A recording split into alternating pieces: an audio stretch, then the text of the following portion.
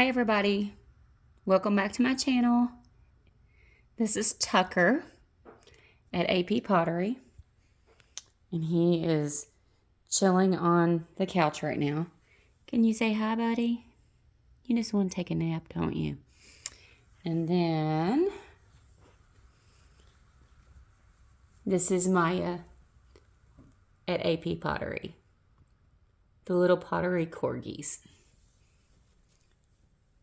So we have a little bit of a kiln opening today. For those of you who don't know me, my name is Angela. I am a new potter, and I am in the state of Kentucky. I just took a few classes back in November and became completely obsessed with pottery. And I made a studio in my basement, and I got a kiln, and so now I'm learning all of this stuff. I will throw. I'm just starting to get into hand building a little bit. This kiln unload here is a smaller one, and there's a lot of like refires in this one, so it's not too exciting. But then I have some hand built pieces in here, so it's very exciting to me to see how they turn out. Had a couple of mishaps, but again, like I said, it's only clay. I know that we can get heartbroken over some of this stuff, but it's only clay. I can do it again, or I can try to refire it and try to learn some things off of it, and we'll see how it goes. So anyways, these are my cone packs. This time I decided to try Audrey Burm from Audrey Studios. I decided to try her slow cool program. I'm thinking my kiln fires pretty hot overall, because I don't know if it should have went this hot or not, but this is the top shelf. And I did redo the way that I make my cone packs, and I can't even remember. Someone in the comments, hang on just a second. Let me look. Okay, I don't have it. I think it was Michele who told me to go look at how somebody made their cone packs to make sure that they're made right. So this time they are made the way that I saw in that video. And when I look back, I'll write her name and I'll write the video that I watched. So I did make them differently. This was the top shelf. And again, I'm still trying to learn what these cone packs mean. I'm guessing that is a cone 6. The middle shelf definitely went to cone 6. Hot cone 6, and the bottom shelf, the 7 bent pretty much all the way over. So I'm guessing the bottom shelf went to a cone 7. So maybe I need to back off a little bit, because like I said, I do feel like my kiln fires hot. It's a brand new kiln, but each firing, it seems to be pretty hot. This firing was a lot better than last time. I think I figured out what I did on the pinholing. For some reason, last time I decided to put the peeps in my kiln when I did the bisque fire. And I feel like the gases didn't escape, and that's why I got a couple of pinholes in it. But anyways, so this, I'll go ahead and show you, is I made these little heart dishes. They're hand built. They're done on speckled roux clay from Kentucky Mudworks. Now, it did have a little stamp in the middle that said Mom, and you can vaguely see it on this one, but it filled in. So I may next time, because I still have some extras, I may use some like wax resist or something on it. That way the speckled buff shows through. But there's my maker's mark. I like the speckled buff clay. It's the first time I've used it.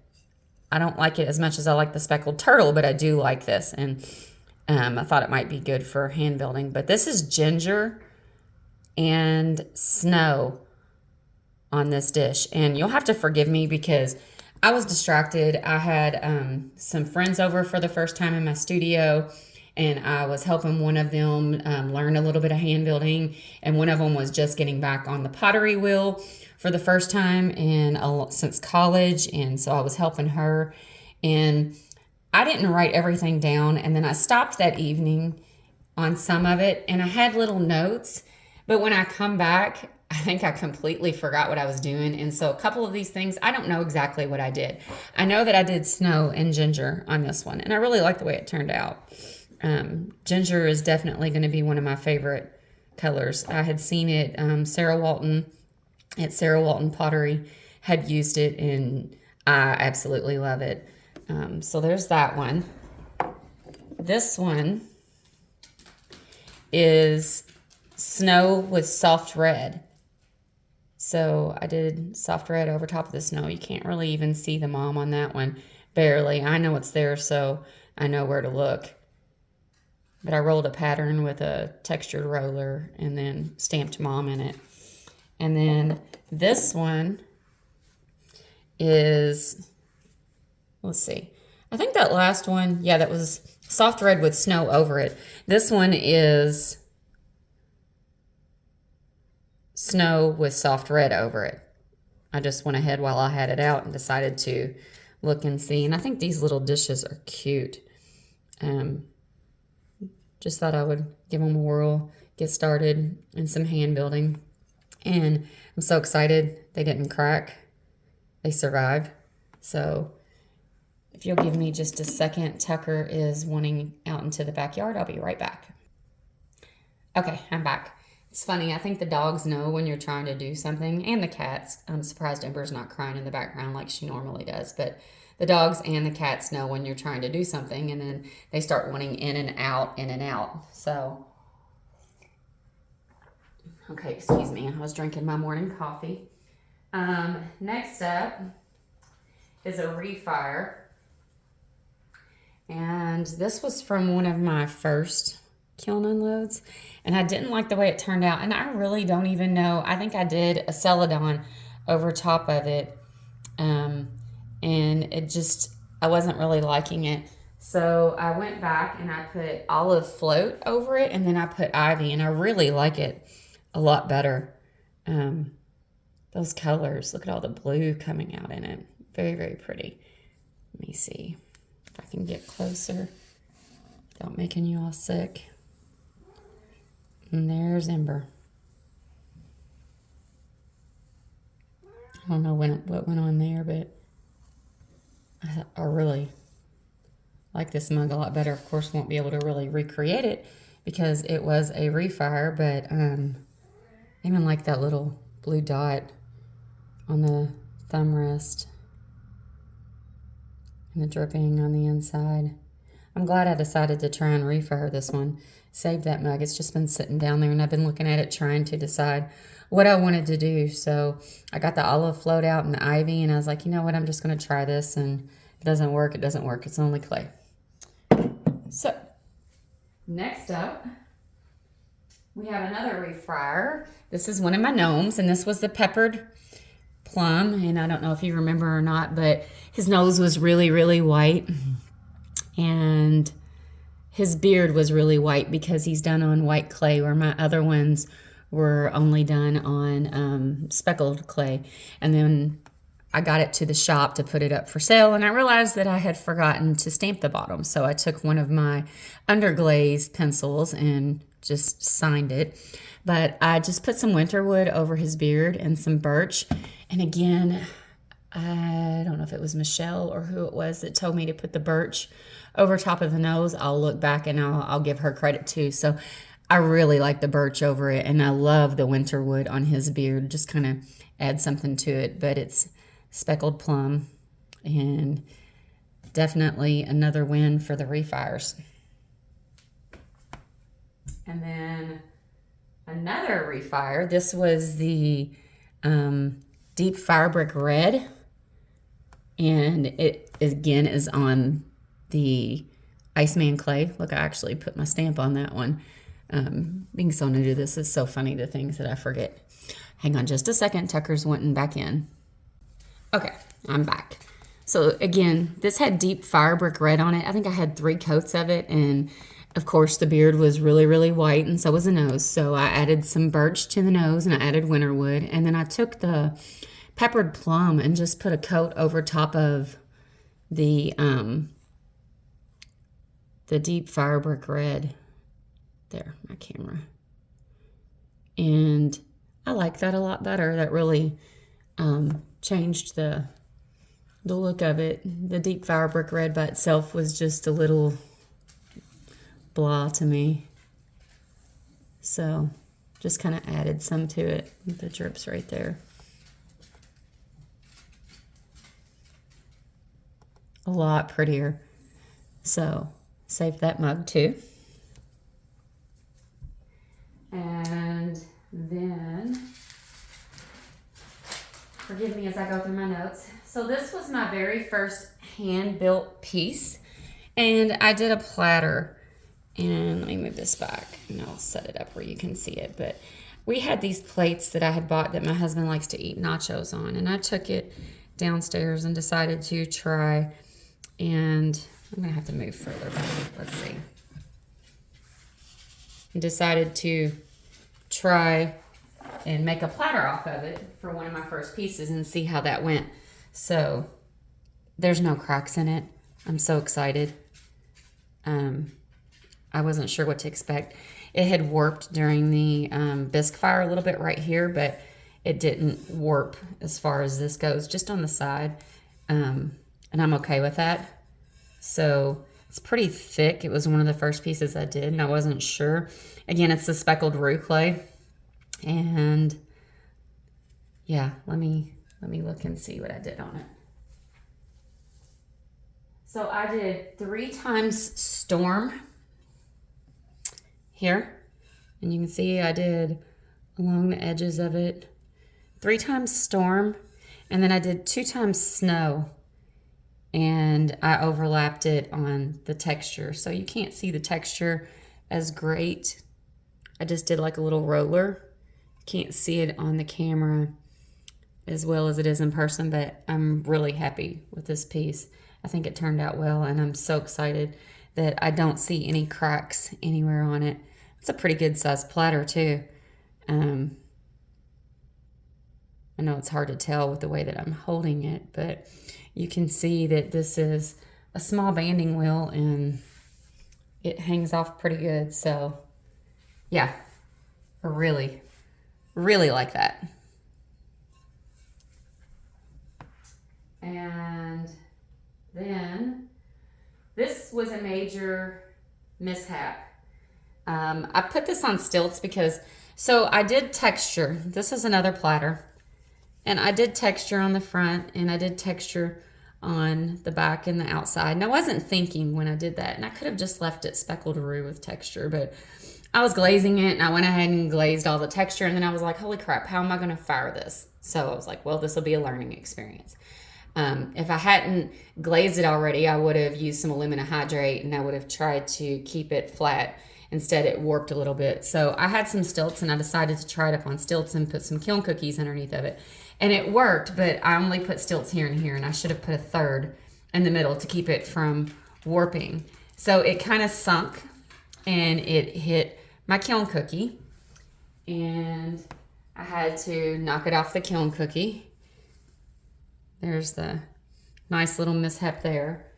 And of course, using the stilts, it's got, you can see, I'm not sure I really like that at all, but there's like a lot of little holes that need to be sanded, but I will do something with this and keep it myself.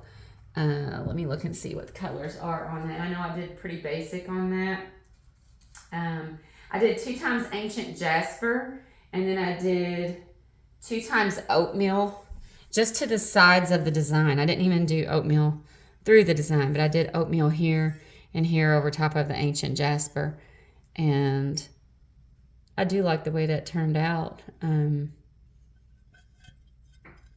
Just definitely have a little mishap on the back, some holes and some warping, but you know, all in all, still a cute little piece. I learned a lot off of that one. No harm, no foul. And let's see. After that one, we have, this was just another little, it was almost like a little tester piece, and it was a little spoon rest that I had done just for a tester. And it's Snow and Ancient Jasper. I don't know why I put Ancient Jasper over it. You know, when you're glazing and you put Ancient Jasper on, it's such a pretty color. And it's just kind of a blah brown right now. It's okay. Some people would really, really like that. I can take it or leave it. But it's so funny how pretty they go on and then how different they look afterwards. Or sometimes they go on and they're a real weird color and they come out looking beautiful. But anyways, just Ancient Jasper and Snow. Just thought I would try that out. No biggie. And then here we go. One of my mystery mugs. Let's see. This is one that I messed up on, and it's obsidian, and it has the iron luster over top of it, and you can kind of see some of the blue, but it's not as blue as that bowl that I had in the last video. And the reason is because I don't think I got enough of the iron luster over top of it. I missed a coat, so I may put another coat back on this and stick it in the kiln and see. And then the inside I did oatmeal. And you can't see it, but I can see a lot more of the blue with the oatmeal on the inside.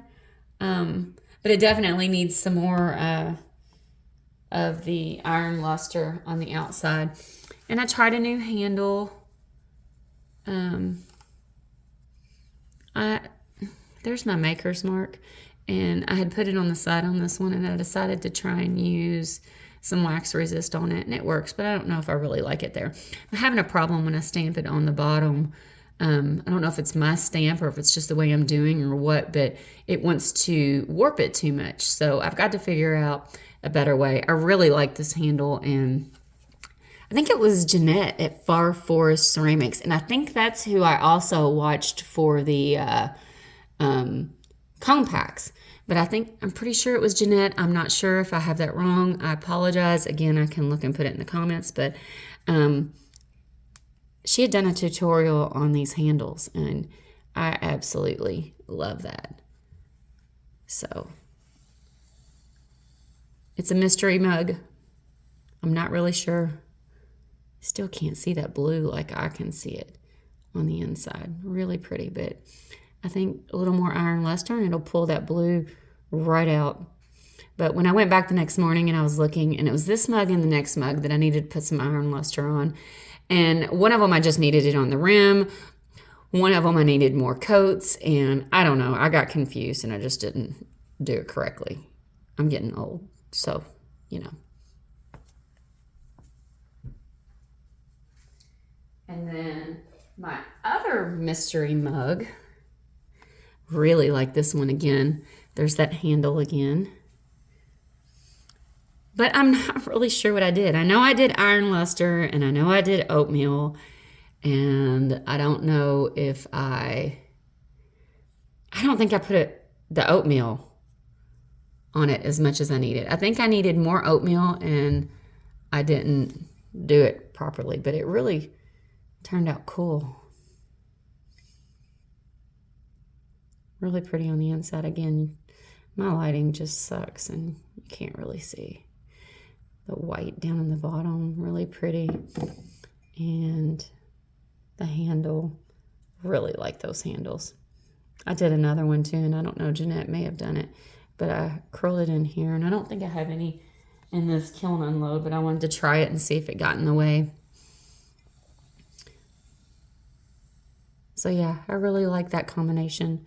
Definitely do that again. So those are my two mystery mugs. And let's see. Next,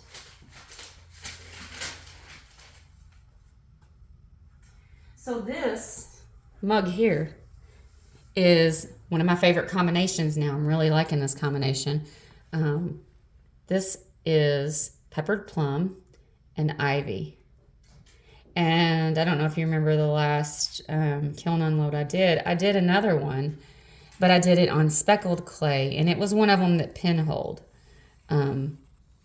So I had this mug that it was messed up, and I ended up saving it by adding all this texture to it. And I decided to try the peppered plum and ivy on it. Now let me show you. I refired the one from the last one that got all the pinholing. So this is peppered plum and ivy on speckled turtle. So a little different. But when I refired it this time, and I think I put some ivy over top of it, I'm not really sure. The pinholing is gone. There's still a little bit of roughness here and there, but I may keep this one for myself. I like the way it turned out too. I just think it's pretty interesting seeing the how the combinations turn out. So we can put them side by side and see. Hang on. I'll see if I can move that back. See if we can see it better back there. So there they are side by side. The one on the right is the textured, or the, I'm sorry, speckled turtle clay. And the one on the left is the white Iceman clay. It's pretty cool how they turn out a little different. I think I put more peppered plum on this one than I did on that one, but I really like peppered plum and ivy on the white clay. And I like this one too. Like I said, I'll probably just keep it for myself because there are some little rough spots and stuff, but the pinholing is gone. So I did get rid of the pinholing, and hopefully I've figured out my pinholing problem too. So the next mug, this was a special order that someone had asked me to do. They wanted one of the gnomes, and they wanted it in the Norse blue. So, and he wanted a small mug for his wife, and I did the handle like Jeanette's. Again, love that.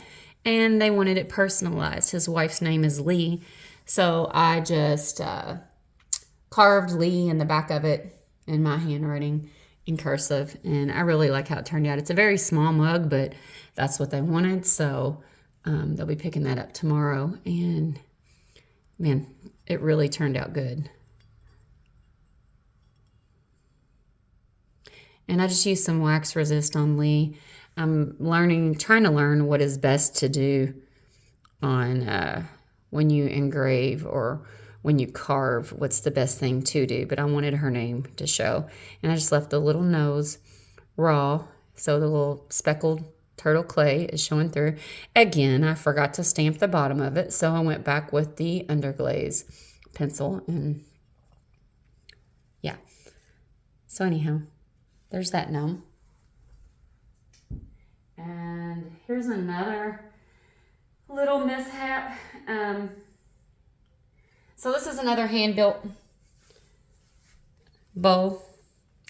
And I textured the outside and glazed it again. This was another one of the pieces that I was like, why did I do that? So then I had to put it on stilts. So I need to sand down where the stilts were. So that's not bad at all. No biggie. But there's a little, I don't know what that is on the inside. And there's a hole. I don't know if you can see it. Just one hole. Pretty good size. But I will probably keep this. And I really like this glaze combo. So it's 2 times textured turquoise. And then 2 times seaweed. And then I used ancient jasper and oatmeal on the inside. 1 coat of them. And just kind of, I'm not even sure what I really did. But yeah, I think this is Iceman clay. Iceman with grog. Turned out really pretty. That's a cool color combination. Just got to fix the hole from the stilts and figure out what I'm going to do in the future. I like the texture on the outside. I don't know if I just want to leave it raw clay, but wow. Seaweed and textured turquoise together, and then add that ancient jasper and oatmeal to it, and man, that's just really pretty. Like I said, I have no idea what this little thing is right there, or that little hole, but I will keep this for myself because it's a cute little handheld bowl. And the plus, no cracks. Don't know, I guess the grog, because Nat at Mud Magic kept telling me to make sure that I use something with grog. I talked to them at the Pottery store, and they also said that anything that has specks in it kind of acts a little bit like grog. So the roux with specks, maybe having the specks in there has helped, but no cracks. I wasn't sure what to expect. And then last but not least, this is my favorite, and I'm going to give it an Oh My Gloriousness from Nat. I wasn't sure how this would turn out, but this is another, I think this was like my second hand-built piece, and I had bought a wooden bowl at, I don't know, at a Goodwill somewhere, and I used it as a form, and yeah, I put these little feet on it, and I glazed the whole bottom, and I wasn't sure if it was going to turn out, but I just left it raw on the bottom of the feet and stuck them up on some cookies, and it worked perfectly. I guess I should have put some feet maybe on the bottom of that other little platter, but yeah, this is river birch on the outside.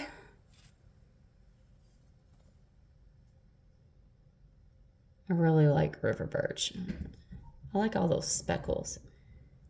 It's not, well, I guess it is pretty sturdy.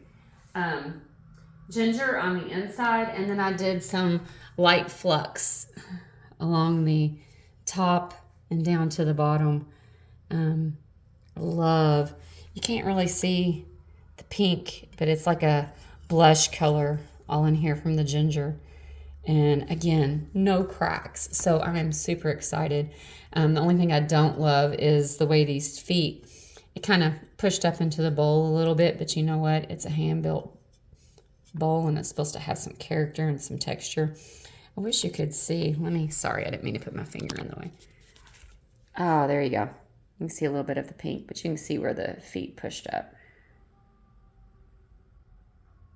You can also see Maya laying on the floor there. But yeah, I give this an Oh My Gloriousness because this was a super, super win. It's very thin, and I was worried about how it was going to turn out. I figured it would crack, and it didn't. And the colors turned out great. I absolutely love it. So yeah, overall, this KILN Unload was a success to me, even with the little fails. So let's put some of the gnomes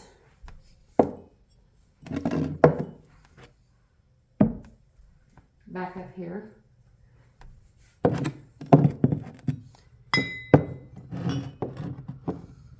You can see the difference in the sizes are like big time. I'm trying to get bigger with my mugs, and this one's pretty good size mug. But yeah, loving the gnomes.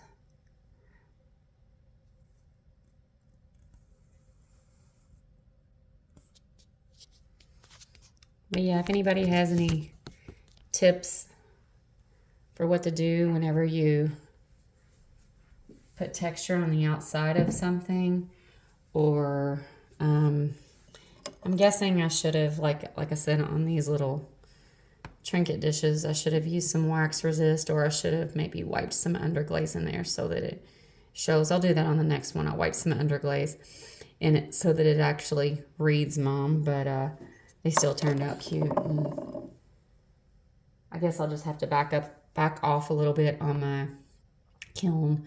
I have an Olympic kiln. I know a lot of people have Scud. I was being a little frugal because they're very expensive, so I got the Olympic, and I really like it. It's just firing a little hot, I think. Maybe not. Maybe it's firing right where it needs to be firing. Like I said, I'm pretty new to this, so I also wanted to mention that I don't know if any of you watch Kim and Todd Undseth over at Undseth Pottery. They are amazing, and they are such an adorable couple and hilarious. I laugh so much every time that I watch them, and I say that I need to make sure I don't have a full bladder whenever I'm watching it, because it just gets me so tickled and gets me laughing, and they do such beautiful work. But they've had a rough few months. They had some health issues with their daughter-in-law, and everything went well with that. And now the same daughter-in-law, her young son, so Kim and Todd's grandson, has a brain tumor, and he's had some surgery, and this was just like out of the blue. And I'm not exactly sure what is going on, but I know they're going through such a rough time. And if you go over to Undseth Pottery and watch some of their videos, if you haven't already, you probably have, because they are so awesome. But go over there and watch some of their videos. There is a GoFundMe page to help raise money for the family while they're going through all of this. And if you're in Canada, I don't know if they ship outside of Canada, but go check out their website and support them and give them some love. I was looking at some of their pottery also, but I don't know if they ship to the States. But go support them.